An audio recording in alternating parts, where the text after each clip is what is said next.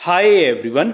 जैसा कि आप सब लोग अवेयर हैं कि गवर्नमेंट जीएसटी में इनिशियल कुछ फाइनेंशियल ईयर के लिए सेक्शन 73 की जो प्रोसीडिंग्स है उनमें इंटरेस्ट और पेनल्टी का वेवर देने के लिए एक वेवर स्कीम लेके आई है सेक्शन 128 ए के अंदर। लेकिन जब टैक्स पेयर्स इस वेवर स्कीम का बेनिफिट लेने के लिए एप्लीकेशन फाइल करने की कोशिश करते हैं तो उन्हें इतनी सारी प्रॉब्लम्स का सामना करना पड़ता है कि एप्लीकेशन फाइल करना ही अपने आप में एक चैलेंज बन गया है। तो ऐसे ही कुछ दो इंपॉर्टेंट इश्यूज के रिगार्डिंग क्लैरिफिकेशन देने के लिए गवर्नमेंट ने आज एक इंपॉर्टेंट सर्कुलर इशू किया है, जिस सर्कुलर का नंबर है सर्कुलर नंबर 248/05/2025। ये सर्कुलर आपका 27 मार्च 2025 को आया है। तो ये सर्कुलर बेसिकली किस चीज़ के रिगार्डिंग बात करता है, जो वेरियस इश्यूज जो सेक्शन 128 ए का बेनिफिट लेने के अंदर आ रहे हैं उनके रिगार्डिंग ये सर्कुलर यहाँ पे बात करेगा। तो ये सर्कुलर बेसिकली दो इश्यूज के रिगार्डिंग यहाँ पे बात करेगा। तो ये सर्कुलर क्या बोलता है कि जो सेक्शन 128 ए हमने इंसर्ट किया था उसके साथ हमने रूल 164 यहाँ पे इंसर्ट किया था, जिसके अंदर हम वेवर दे रहे हैं इंटरेस्ट और पेनल्टी या फिर दोनों का, जो सेक्शन 73 की प्रोसीडिंग्स है कौन से पीरियड की, 1 जुलाई 2017 से लेकर 31 मार्च 2020 की। और इसी के अंदर हमने एक सर्कुलर पहले भी इशू किया था जो 15 अक्टूबर 2024 को आया था, 238 नंबर सर्कुलर। ये ऑलरेडी एक इशू कर चुके हैं, लेकिन फिर भी और इश्यूज आ रहे हैं इनके पास, जो ट्रेड की तरफ से, इंडस्ट्री की तरफ से रिप्रेजेंटेशन आ रहे हैं कि हमें ये इश्यूज आ रहे हैं। तो उसके रिगार्डिंग यहाँ पे एक और सर्कुलर ये आज इशू कर रहे हैं।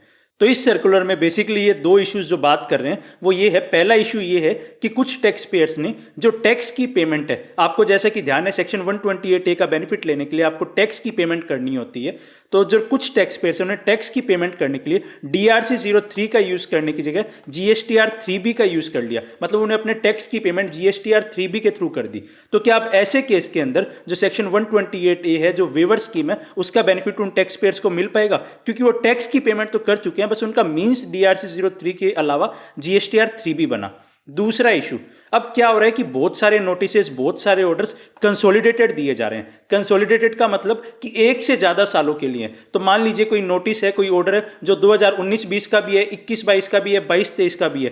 तो इसमें से कुछ टाइम तो हो गया कि जो आपका सेक्शन 128 ए में कवर हो रहा है, और कुछ टाइम हो गया जो आपके सेक्शन 128 ए की लिमिट से बाहर है। तो अब ऐसे केस में अगर अपील विड्रॉ करनी है तो क्या वो तीनों सालों की अपील विड्रॉ हो जाएगी? मेरे को 128 ए का बेनिफिट तो 1 साल के लिए मिल रहा है और मैं आगे वाले 2 सालों के लिए अपील के अंदर भी नहीं जा पाऊंगा। या फिर मेरे को उस ऑर्डर या नोटिस के अगेंस्ट अगर मेरे को टैक्स पेमेंट करनी है तो आपको कंप्लीट टैक्स पेमेंट करनी होती है। तो क्या मेरे को बेनिफिट तो सिर्फ 19-20 के लिए 128 ए का मिलेगा? मेरे को क्या 20-21, 21-22 के लिए भी टैक्स की पेमेंट करनी होगी अगर मेरे को 19-20 का बेनिफिट लेना है? तो सबसे पहले यहाँ पे डिस्कस करते हैं जो आपका 3B से पेमेंट करने वाली बात है। तो ये बोलते हैं कि टैक्स पे कर लिया गया है रिटर्न के अंदर, जो आपकी GSTR 3B है उसके अंदर टैक्स पे किया गया instead of DRC 03 prior to notification of section 128 A. तो सेक्शन 128 ए का नोटिफिकेशन आने से पहले कुछ टैक्स पेयर्स ने GSTR 3B से पेमेंट कर दी अपने टैक्स की इंस्टीड ऑफ DRC 03। तो आपको यहाँ पे ध्यान रखना है कि ये बात सिर्फ उन्हीं केसेस की कर रहा है जहां पे सेक्शन 128 ए का नोटिफिकेशन आया, उससे पहले आपने 3B से पेमेंट कर दी। तो क्या ये सर्कुलर उन केसेस में भी रिलीफ दे रहा है जहां पे आपने जो सर्कुलर आया, नोटिफिकेशन आया सेक्शन 128 ए वाला, उसके बाद अगर आपने 3B से पेमेंट कर दी? तो ये सर्कुलर उन केसेस के अंदर रिलीफ देने की बात नहीं कर रहा। तो ये सेक्शन 128 ए कब आया था? जो आपका 1 नवंबर 2024 है, तब से ये आया था नोटिफिकेशन। तो उससे पहले अगर आपने 3B से पेमेंट की है तो उस केस के अंदर रिलीफ देने की बात ये पॉइंट यहाँ पे कर रहा है। तो ये यहाँ पे आगे लिखते हैं कि हमने एक सर्कुलर इशू किया था, जो इनिशियल सर्कुलर आया था 238 नंबर सर्कुलर, जो 15 अक्टूबर 2024 को आया था। तो इसके थ्रू इन्होंने क्लैरिफाई की थी कि कोई भी अमाउंट पे की गई है, कोई भी डिमांड जो प्रायर टू नोटिफाइड, जो आपका सेक्शन 128 ए के अंदर जो नोटिफाइड डेट है, जो 1 नवंबर की डेट है, उससे पहले आपने अगर कोई पेमेंट कर दी टैक्स की, तो क्या ऐसे केस के अंदर भी आपको बेनिफिट मिलेगा सेक्शन 128 ए का? तो उसके अंदर इन्होंने यहाँ पे ये चीज क्लैरिफाई की कि उसे भी हम पेमेंट मान लेंगे जो सबसेक्शन 1 ऑफ सेक्शन 128 ए की है उसके अंदर। तो मतलब बेसिकली आपको उस केस के अंदर भी बेनिफिट मिलेगा। ये बात ऑलरेडी जो इन्होंने पहले सर्कुलर दी है उसके थ्रू ये बात कर चुके हैं। लेकिन अब जो इशू है वो ये है कि जो रूल 164 है वो बेसिकली बात करता है कि आपको जो पेमेंट करनी है वो आपको पेमेंट कैसे करनी है? DRC 03 के थ्रू करनी है। तो मान लीजिए आपने DRC 03 के थ्रू अगर आपने 1 नवंबर से पहले भी पेमेंट कर दी तो ऐसे केस में आपको इस स्कीम का बेनिफिट मिल रहा था। ये ऑलरेडी ये सर्कुलर के थ्रू बता चुके हैं। लेकिन अगर 3B से कर दिया तो क्या होगा, उसके रिगार्डिंग अब ये सर्कुलर बताएगा।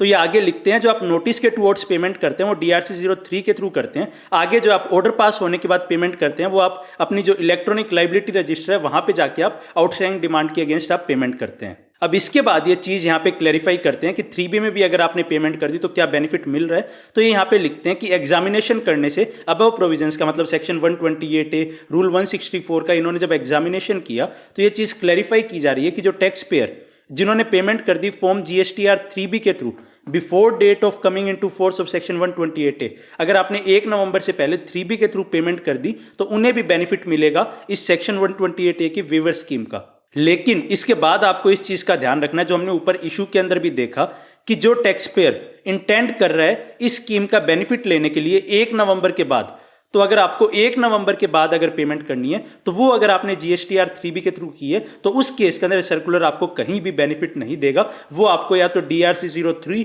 या फिर आपकी पेमेंट टुवर्ड्स आउटस्टैंडिंग डिमांड के थ्रू ही की होनी चाहिए। उसके अंदर अगर आपने 3B से पेमेंट की है तो वहां पे ये सर्कुलर आपको बेनिफिट देने की बात नहीं कर रहा। तो ये यहाँ पे ये चीज़ कंक्लूड करते हैं कि देयरफॉर ये चीज़ क्लैरिफाई की जाती है उन केसेस के अंदर जहाँ पे पेमेंट ऑफ टैक्स कर दी गई है GSTR 3B के थ्रू।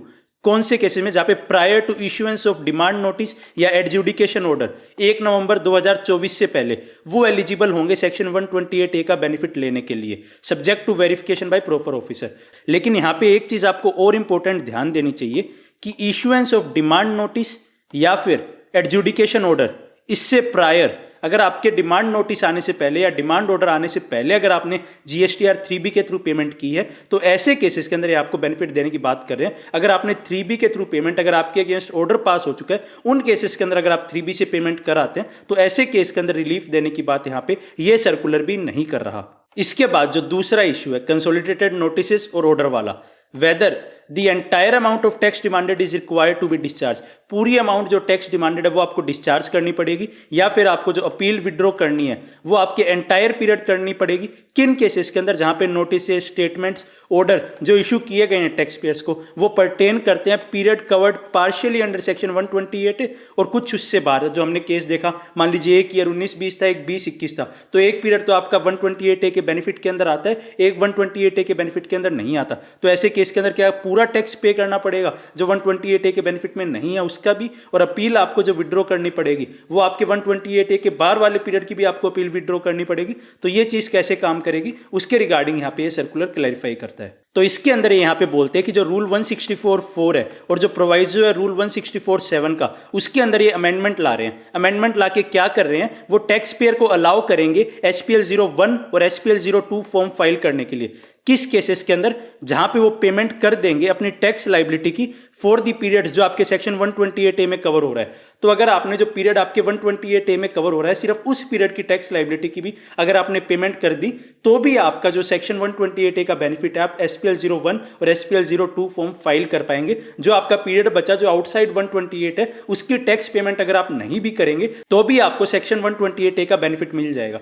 साथ के साथ अब अपील के अंदर क्या होगा उसके रिगार्डिंग यहाँ पे बात लिखते हैं कि फॉर्म SPL 01 और SPL 02 जो भी केस है वो फाइल करने के बाद आप इंटीमेट करेंगे एपीलेट अथॉरिटी को, ट्रिब्यूनल को, कि आपका इंटेंट जो है, आपका इंटेंट क्या है कि आप सेक्शन 128A का बेनिफिट लेना चाहते हैं और हम इंटेंट क्या है हमारा कि हम इसके अगेंस्ट अपील में नहीं जाना चाह रहे। तो मान लीजिए आपका 19-20 का कुछ मैटर है तो उसके अगेंस्ट आप अपने ऑफिसर को, जो आपकी एपीलेट अथॉरिटी है, उन्हें आप बोलेंगे कि हम इसके लिए अपील के अंदर नहीं है, हम जो आगे वाला पीरियड है सिर्फ उसके लिए अपील के अंदर है और इस पर्टिकुलर पीरियड के लिए हमने 128A का बेनिफिट ले लिया है। तो आपकी जो एपीलेट अथॉरिटी है और एपीलेट ट्रिब्यूनल है वो इस चीज़ को कंसीडर करने के बाद, आपकी रिक्वेस्ट को कंसीडर करने के बाद ऑर्डर पास करेगी कौन से पीरियड का, जो आपका पीरियड जो आपके 128A से बाहर का पीरियड है सिर्फ उस पीरियड के लिए। तो बेसिकली यहाँ पे एक बहुत इंपॉर्टेंट चीज़ निकल के सामने आ रही है। तो जो कंडीशंस थी आपकी सेक्शन 128A का बेनिफिट लेने के लिए कि आपकी जो भी नोटिस ऑर्डर के अंदर जितना भी आपकी टैक्स लाइबिलिटी है आपको पूरी पेमेंट करनी होगी बेनिफिट लेने के लिए, आपको अपील विड्रॉ करनी होगी,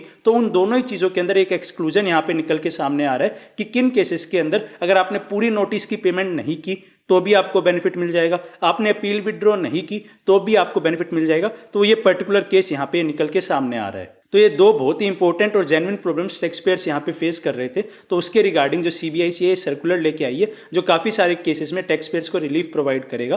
तो आई होप इस वीडियो के थ्रू आपको इन दोनों इश्यूज़ के रिगार्डिंग क्या क्लैरिफिकेशन आया उसके रिगार्डिंग आपको एक कंप्लीट क्लैरिटी मिली होगी और ये वीडियो आपके लिए हेल्पफुल रही होगी। So finally thanks for watching and stay tuned.